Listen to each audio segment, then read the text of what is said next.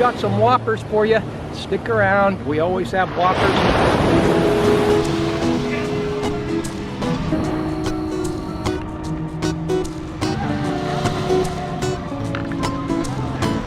Hey, they're trying to destroy our retire early lifestyle.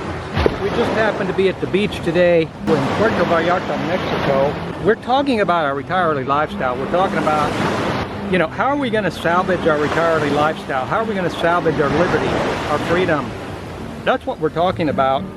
We call it retire early lifestyle, but those are words we use because those are common words that are commonly understood this day and age. So that's what we call it. And we're not trying to appeal with people with decamillions and stuff. We're saying that regardless of your lot in life, well, almost regardless of your lot in life, obviously, you know, in some situations, in more cases than not, you may need to make a few changes here and there, but it doesn't have to be in the decamillion sphere. You know, you can arrange your life to live it the way you want. You don't have to come to Puerto Vallarta and go to the beach and all that. You don't have to do anything that we do at all, because this is an idea. The idea that we have liberty, and we should have the liberty to live every single day the way we want to live it, the way we're called to live it, in such a way that makes us completely happy. And whatever that is for you may be something totally different for me, and vice versa. So now, getting on to it, we've got some whoppers for you. Stick around. We always have whoppers. We lay out on the beach. There's my amazing wife of my youth, laying out on the beach, and it's like you go in the ocean and you go lay for the sun to dry off, but you don't. That's what it's like here. You remain in a chronic state of wet. Does that describe it for you? Does that tell you everything?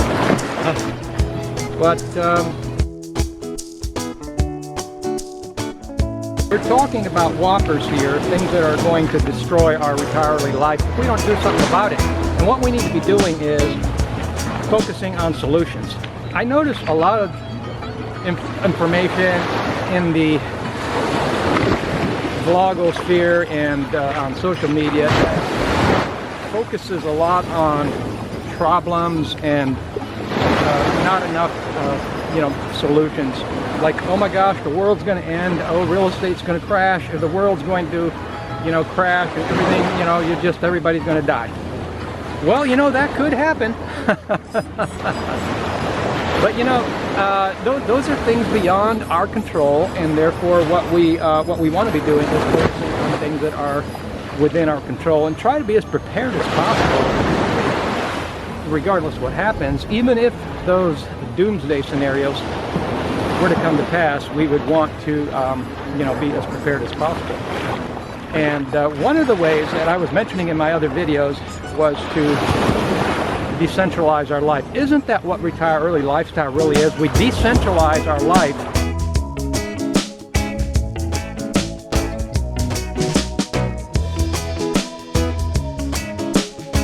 This terminology, decentralized, is referring to a non-centralized, non-top-down system. And in this day, modern day and age, usually it's referring to finances. But what we're talking about is decentralizing our entire life, every single segment of our life. And isn't that what we do with our retire early life? We decentralize from an employer. That's number one.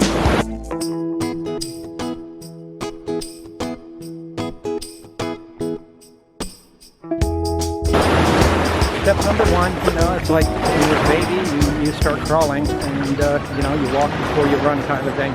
Nowadays, though, a lot of people can sort of play it both sides and kind of take their job online and do the little remote work thing, which is fine. It'll give you a little bit more mobility, but it's still not you're still, it's a step in the right direction, right? I don't want to discourage you.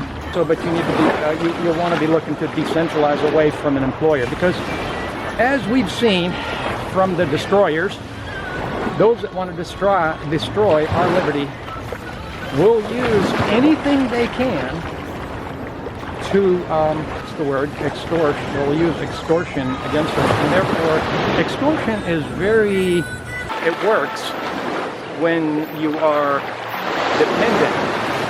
So like when you need them, they can say, well, you can't have this unless you do this. You see where I'm going? A lot of people didn't think of it that way. Ever since industrialization, employment has been one of the tenets of industrialization. And it's like, who thought that, oh well, this is a vehicle for extortion? And that's where wisdom comes in. You know, the ancient wisdom of the ancient scriptures, also known as the Bible, folks. Yeah, you know, the thing that people like to disrespect.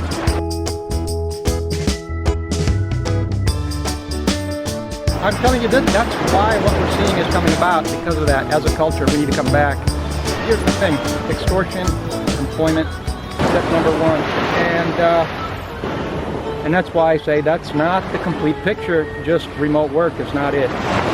Now they're saying, oh, you have to come back to the office. That's the whole point, isn't it, of this whole conversation? Everything I just said, extortion, the power over you to tell you how to run your life and what to do, where to live, blah, blah, blah, and what you're going to do every day. They still have the power of extortion.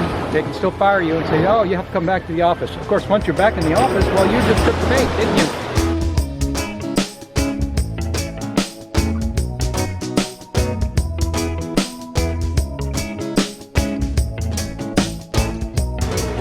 Took the bait, and now you're back in the city, and, you know. And speaking of cities, you might want to know this. You have heard of all the crime in Mexico, and there are some statistics that I want to point out.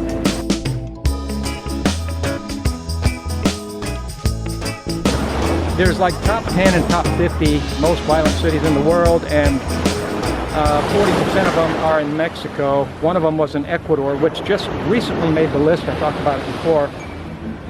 But I thought you might want to hear what those cities are. The top 10 most violent cities in Mexico are, here they are, Colima, which is amazing because when we first came to Mexico in the 80s, we rented a car. We came here to Puerto Vallarta, rented a car and drove to Colima. And I don't know, some people might think that was crazy. Back then they had military in the streets, and I was in my 20s, okay? You do stuff in your 20s that you won't do a few decades later. But I rented a car and drove to Colima, and now it's on the top 10 most violent cities in the world, and even Mexico. Isn't that something? And then Zamora, Ciudad Obregón.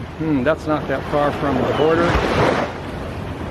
And Zacatecas, Tijuana, Ensenada's on here too. How many people, a lot of people like to go for some reason to these border towns because I think it makes them feel safe, like they're right there. And if they need to just jump back in, you know, it's kind of like putting your toes in the water. For those that are a little bit faint at heart, they go to the border towns, Ensenada. How many people know that it's in the top 10 most violent cities in Mexico and in the world? Thought I'd mention that. A lot of people going to Ensenada, Acapulco, a lot of people know it. Isn't there like a Patriot Liberty guy over there in Acapulco or something? Acapulco, it's on there, it's on the list. Watch out, folks. That's all I'm saying. Speaking of crime, here's what happened here recently in Puerto Vallarta.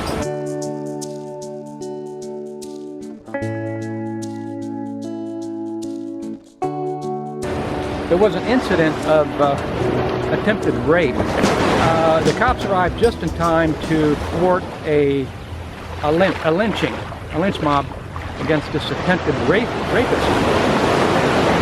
Now here's what the thought that comes to mind to me when the way my mind works. So these people here, they want to punish bad and evil, which is good, that's fine.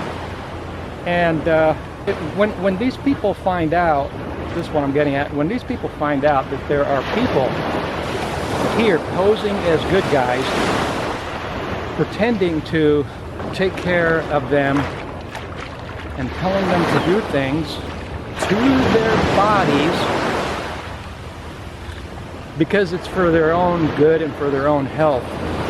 What are these people going to do? The same people that were going to lynch that attempted rapist, what are these people going to do to the people that are in charge when they find out that these people are frauds and that everything they've been telling them is a lie and it isn't for their own good and it actually destroys their health and it may even kill them? What are they going to do to them? That's a nice question. You can answer that in the comments if you want.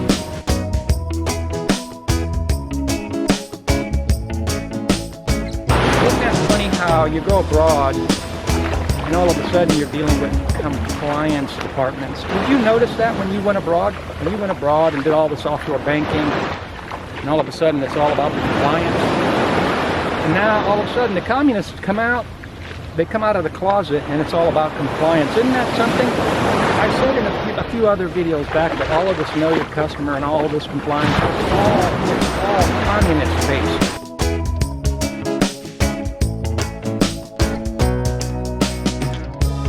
We live in a world of make-believe.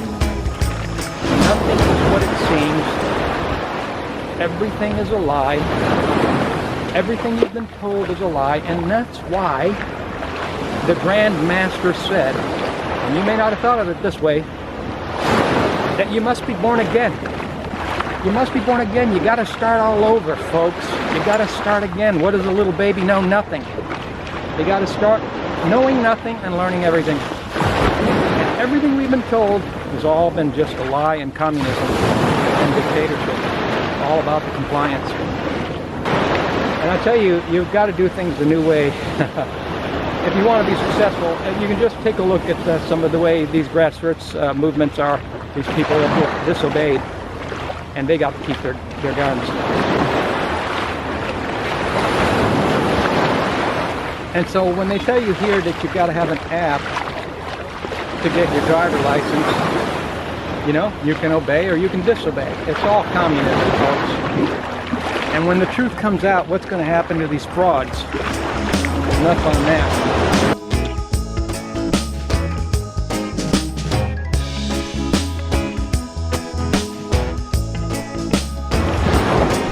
Tell how this is geared towards vacationers. It's totally vacation slant because, you know, when you see all of these umbrellas, all these beachfront condos, all these chairs, and almost the whole beach is taken by all of these umbrellas, and it's all for the vacationer. The vacationer is just coming for a week. All they want to do is just relax. And I'm just saying, you know, that. That's what this caters to, and of course the prices corresponding prices. You know, the prices cater to vacationers. So we're at complete odds with the vacationer landscape. But at the same time, we're not only here for a week. We've been here going on 3 months. So that's the benefit of doing things the way we do them, and to live in the here and now. No delayed life plan, no vacations, because you live your life in such a way that you don't need to vacate, folks. And these dictators are trying to take away our liberty.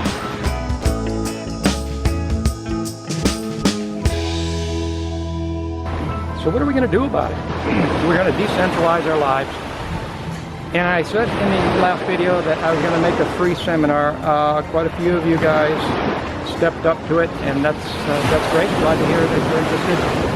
I'm working on it. More work. But I love helping people, and so I'm going to make that free seminar.